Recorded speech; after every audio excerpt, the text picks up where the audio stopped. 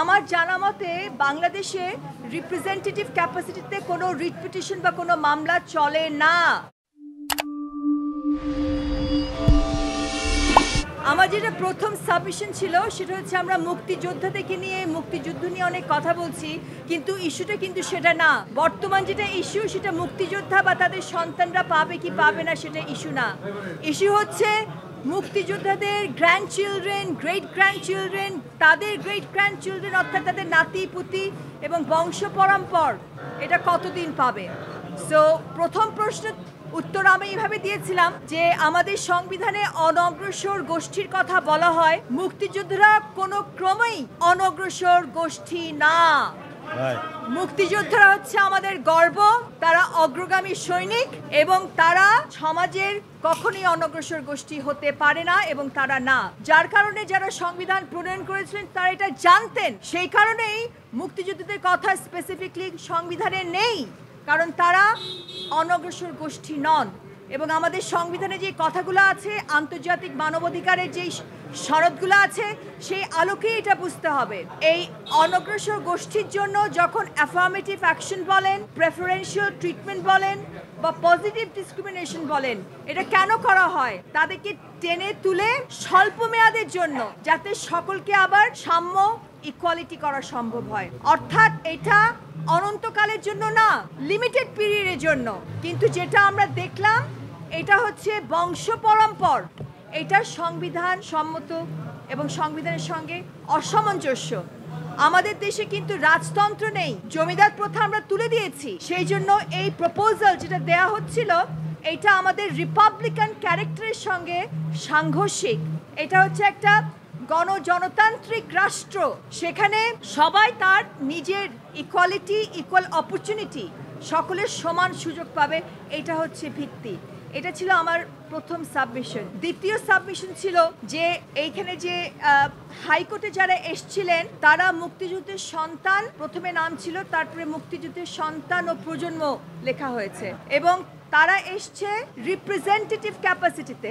আমার জানা মতে বাংলাদেশে রিপ্রেজেন্টেটিভ ক্যাপাসিটিতে কোনো রিট পিটিশন বা কোনো মামলা চলে না।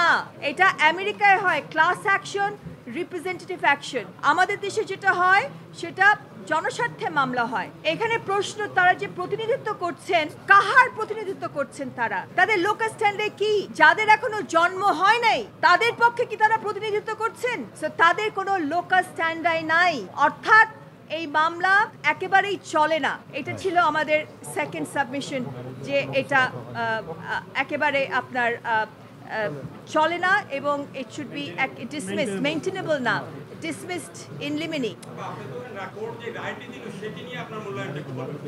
আমার প্রথম অবজারভেশন হচ্ছে কোর্ট যেই রায়টা দিয়ে এটাকে খারিজ করে দিল, দ্যাটস গুড, সেটা আমরা চেয়েছিলাম। কিন্তু তারপরে কোর্ট কিছু অবজারভেশন দিয়েছেন। অবজারভেশন আমাদের কমপ্লিট জাস্টিস তখনই করতে পারেন আদালত, যখন আদালতের সামনে কোনো কিছু পেন্ডিং থাকে। সো এটা খারিজ করার পরে ওনারা যে অবজারভেশনটা দিয়েছে ফর কমপ্লিট জাস্টিস, এটা একটা হয়তো বিশেষ পরিস্থিতির কারণে দিয়েছে, কিন্তু সাধারণত আদালতের সামনে যখন কোনো কিছু পেন্ডিং থাকে তখনই এটা দিতে পারে। কিন্তু এখন যেটা খারিজ করে দিয়েছে, আদালতের সামনে কোনো কিছু পেন্ডিং নাই, সেই কারণেই আদালত বলেছে যে ওনারা যে অবজারভেশনটা দিয়েছে এটা বাইন্ডিং না। আদালত যেই পার্সেন্টেজগুলো দিয়েছে এটা সরকার ইচ্ছা করলে এটা চেঞ্জ করতে পারে, বাস্তবায়ন করতে পারে, so it is not binding. এখানে আমার একটা অবজারভেশন, 10% নারীরা পেত, এখানে নারীরা এখন শূন্য। আপনি কি এই রায়টাকে, আমার রায়ের যেই আপনার বিষয়টা ছিল, টার্মস অফ রেফারেন্স ছিল যে হাইকোর্টের রায়টা বহাল থাকবে কি থাকবে না, এটাই ছিল টার্মস অফ রেফারেন্স।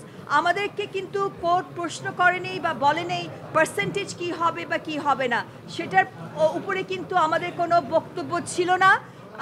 যদি কোর্ট জানতে চাইতেন সেখানে বক্তব্য দেওয়া যেতেই পারত, কিন্তু টার্মস অফ রেফারেন্স ছিল ভেরি লিমিটেড। এখানে আপিল করেছে সরকার এবং সেখানে ছিল যে একেবারে এই রায়টা, হাইকোর্টের রায়টা থাকবে কি থাকবে না।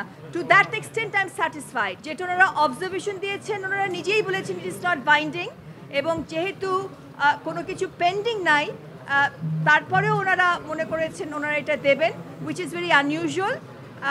এই প্রেক্ষাপটে হয়তো ওনারা দিয়েছেন। সেখানে আমার যেটা বলছি, প্রথম প্রশ্ন হচ্ছে যে মুক্তিযোদ্ধারা যদি অনগ্রসর গোষ্ঠী না হয় তারা আদৌ কোনো পার্সেন্টেজ পেতে পারেন কিনা।